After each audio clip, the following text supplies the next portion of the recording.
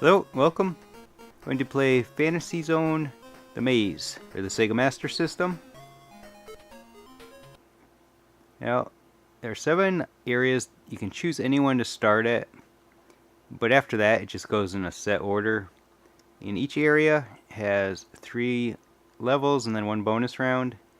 Now this game, it's a spin-off of a side-scrolling shooter, but it actually plays more like a Pac-Man type maze game. And you collect coins, which is why the parts they're showing have prices. Whereas a Pac-Man game, you need something to defend yourself against the ghost. You eat a power pellet. Now here, you have to collect money and purchase items if you need them. You can see a thing in the middle keeps saying to touch it, because as it turns red, if you don't hit it to reset it, which is really kind of a pain,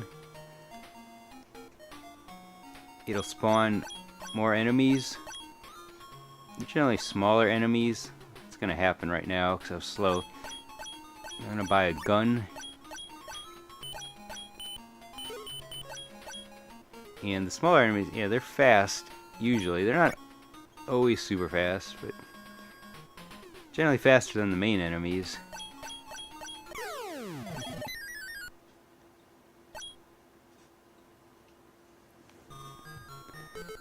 So the idea is to go as fast as you can as well, since you get bonus points.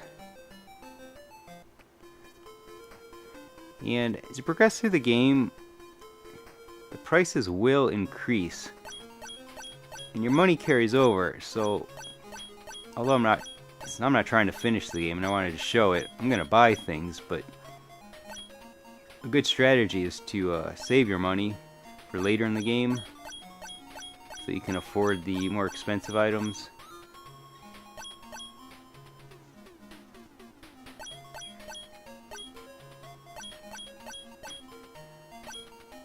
The best one is up there in the upper left hand corner. That's the Invincibility, and it is fast as well.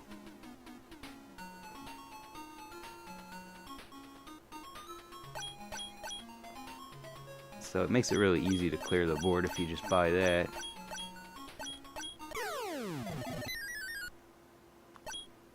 Off to a good start though. Start with 4 lives. You can earn extra lives as you go.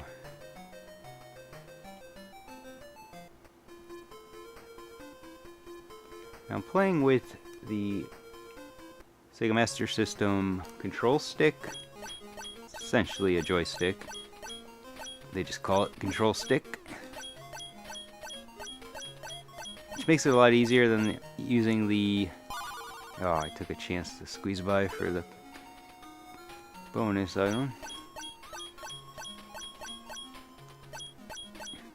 I was saying, yeah, the control stick, much easier to use than the Sega Master System gamepad. And it's really hard to use on this game.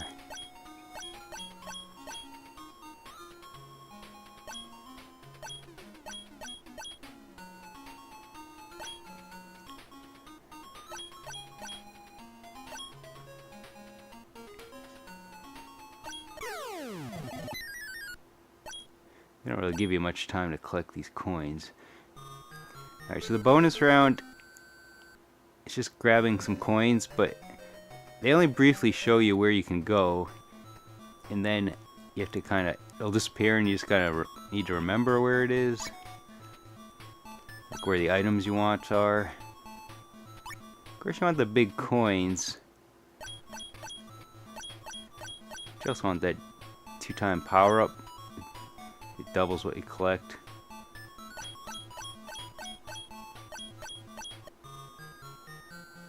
I got most of them.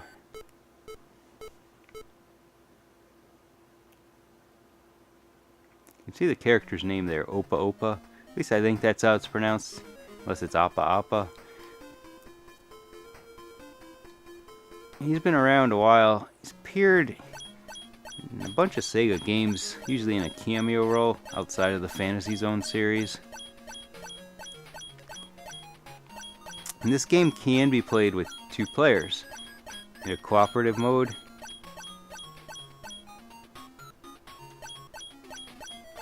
And the second player will play. Here, I'm going to take the Invincibility just to blow through this.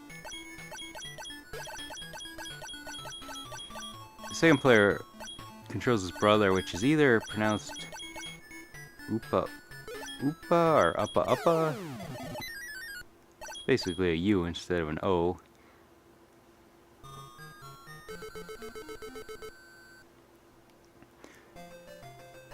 So, opa-opa has appeared, like I was saying, in a bunch of other Sega games. So you may have seen him before, even if you haven't played a Fantasy Zone game. More recently, it's appeared in Yakuza 0. The actual Fantasy Zone arcade game is in there. Plus, you can buy him or get him in grabber machines in Yakuza 0. It's like a plush item. And the UFO catcher. And similarly, he's in Shenmue in the vending machines, one of the little plastic toys you can collect. Also makes an appearance in the Sonic and Sega All-Star Racing game. And going back to the Genesis, you can see him appear in Arnold Palmer Tournament Golf. So Sega's been putting him in a bunch of things, even though he's really probably not too well known. Probably because he's like what he looks. Well, he's a sentient spaceship, I believe. So he's not as memorable as, say, Alex Kidd or Sonic the Hedgehog, just because they're human characters. Well, Sonic's not human, but he talks. So, opa-opa, I don't think he ever speaks.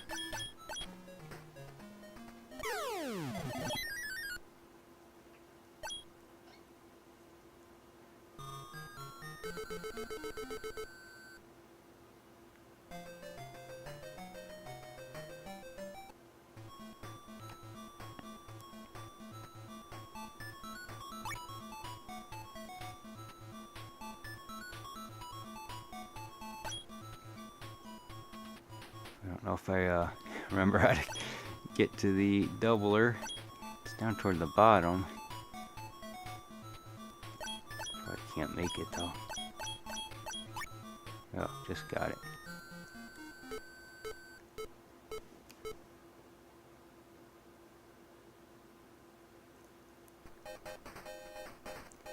Yeah, I've never finished this game.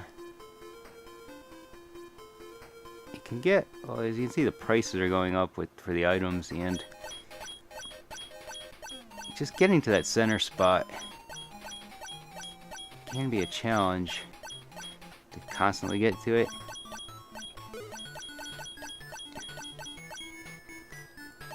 And the game can really get out of hand if you don't keep touching it.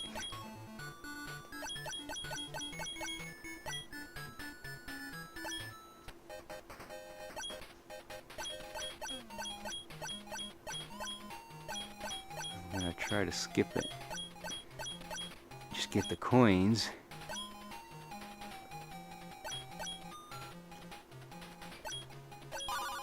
Took a chance there.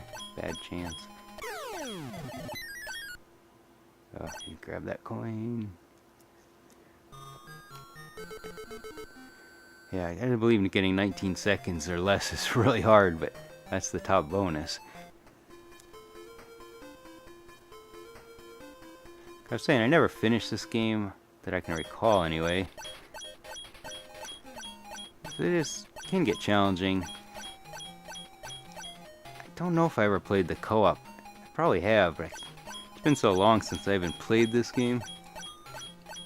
Well, the second player's bound to be much easier.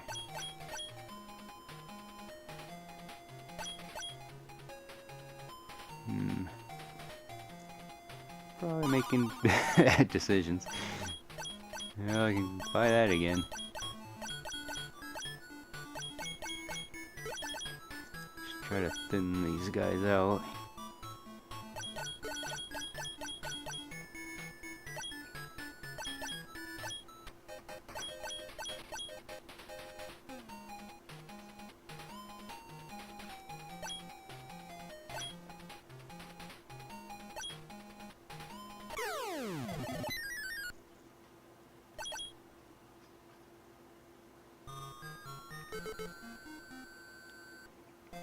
I didn't write very many scores down.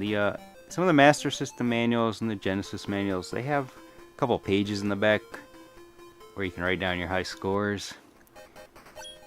And this would have been back in the 80s. I did write down a few scores, but they're lower than the score I have now, so either I didn't write down very many, or I was terrible at this game when I was younger. I didn't even see that guy.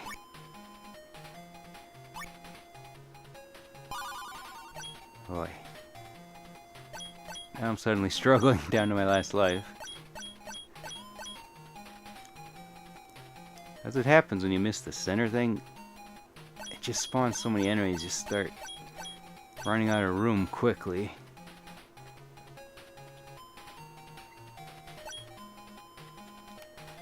Just gonna buy the bomb.